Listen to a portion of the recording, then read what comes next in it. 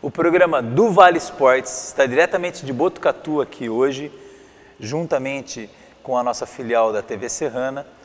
E hoje iremos entrevistar o profissional de educação física Juliano Oliveira. Ele é um fenômeno nas redes sociais, falando de exercício físico e biomecânica. Hoje queremos saber um pouquinho mais sobre esse contexto dentro da educação física que move tanta gente a fazer o exercício perfeito, para buscar o corpo perfeito, quem sabe, se a gente pode falar que existe isso ou não. Desde já quero agradecer a você, Juliano, por poder permitir a gente estar aqui hoje na Urban Fit para entender um pouquinho mais sobre os conceitos da biomecânica e atividade física. Muito prazer. Prazer, obrigado pelo convite. Tá? Eu venho estudando a biomecânica, como eu sou um cara da prática, venho praticando há muitos anos, né, o esporte, no caso musculação, e eu sempre tive um contexto que às vezes nem tudo é carga, né, e movimentos errados que ao longo do tempo eu vinha fazendo. E quando eu entrei para estudar, depois me formado, né, me especializar em biomecânica, eu entrei num consenso que assim, movimento perfeito é quando você tem um bom alinhamento, um bom eixo mecânico nas articulações sem gerar algum risco. Porque, infelizmente, né, hoje em dia a gente tem um vício postural, pessoas que trabalham sentado, trabalham em pé, ou compensações de forças.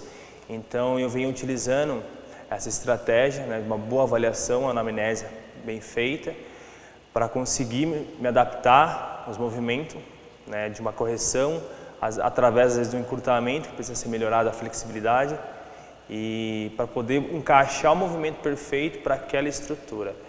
Porque nosso corpo é único, né, então a gente precisa de uma base fixa para a gente conseguir dissipar forças e cargas.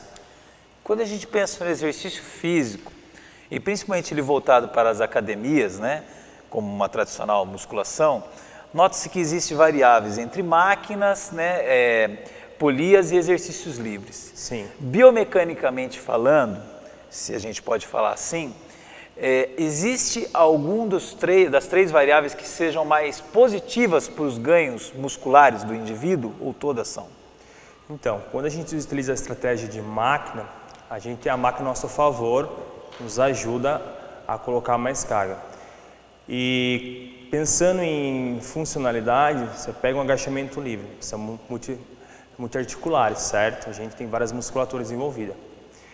Porém, dependendo da base, que a gente tem uma base fixa, que é os pés, se a gente não tem uma boa fixação nos pés, no caso o tornozelo ali, a gente vai dissipar forças compensatórias.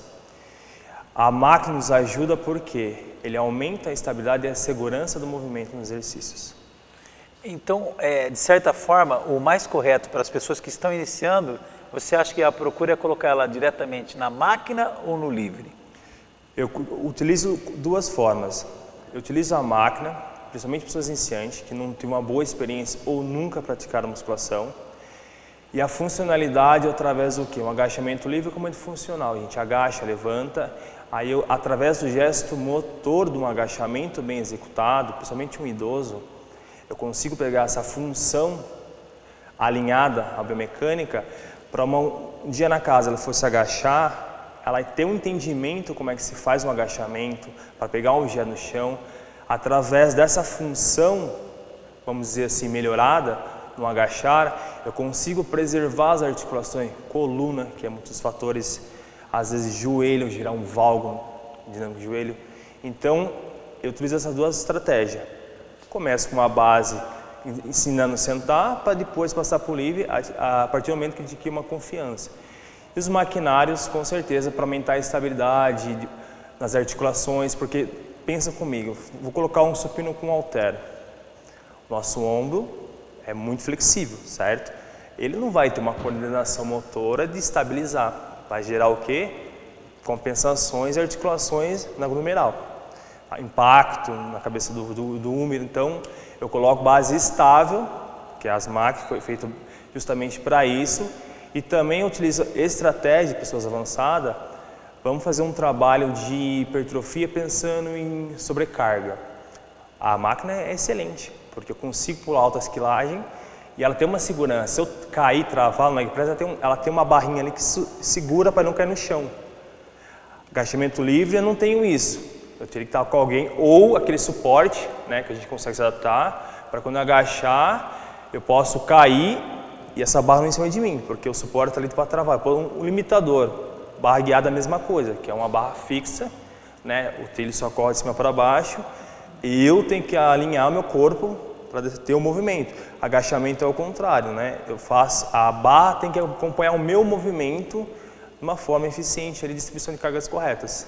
Muito bem colocado pelo professor, as adaptações são diferentes conforme o exercício. O aluno se adaptar à máquina e o exercício se adaptar ao aluno. Exatamente.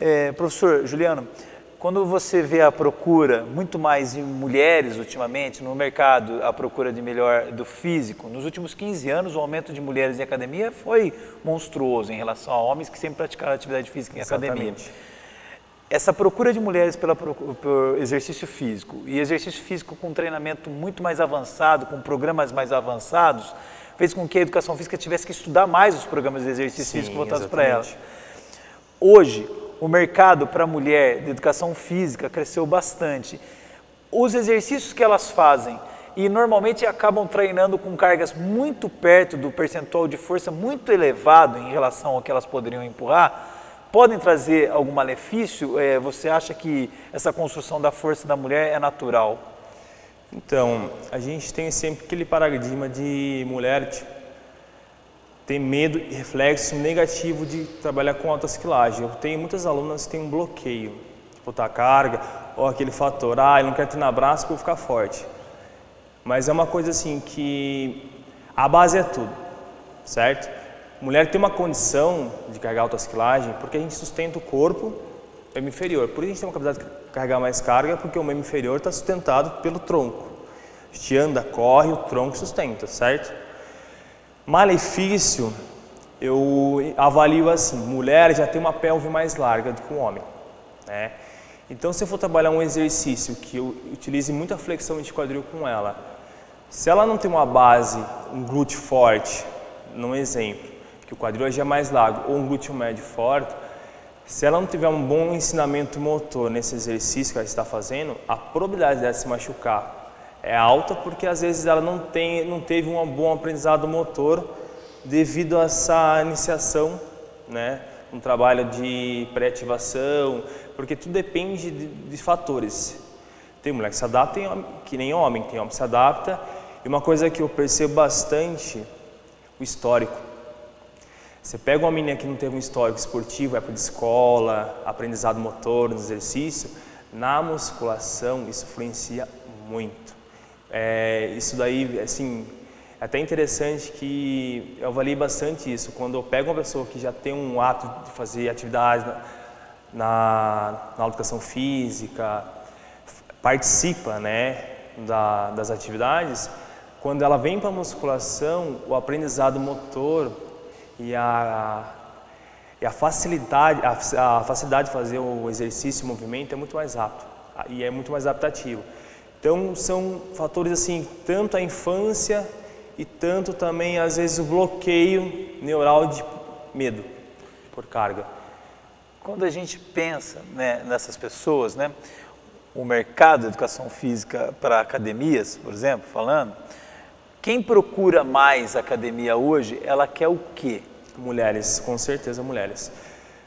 Mulher quer o quê? Quer o físico das blogueiras, né? Quer construir um físico que hoje o mercado vira muito assim, Um lado positivo e um lado negativo. A gente tem um lado positivo assim que a gente enxerga um cenário que aumentou bastante, que é a aptidão da pessoa sair do sofá, puta, eu vou melhorar, eu vou seguir esse perfil dessa blogueira, eu quero ter um corpo igual dela, claro, cada um tem a sua individualidade, né, biológica, mas eu tento melhorar essa questão de aptidão através de uma blogueira, de uma pessoa que tem um físico incrível, que é almejado, né, quero ficar igual ela, tal, não sei o quê. E tem um fator ruim que às vezes, tipo, que nem redes sociais, nem tudo é maravilha, né? Às vezes a gente enxerga só, né, o externo, né? Enxerga o contexto geral.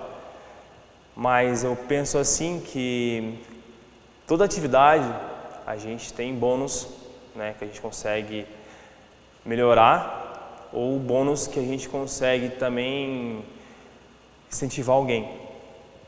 Tem pessoas que vão pensar num obeso, né? É difícil a pessoa sair de casa, porque são fatores externos, às vezes depressão, tudo mais.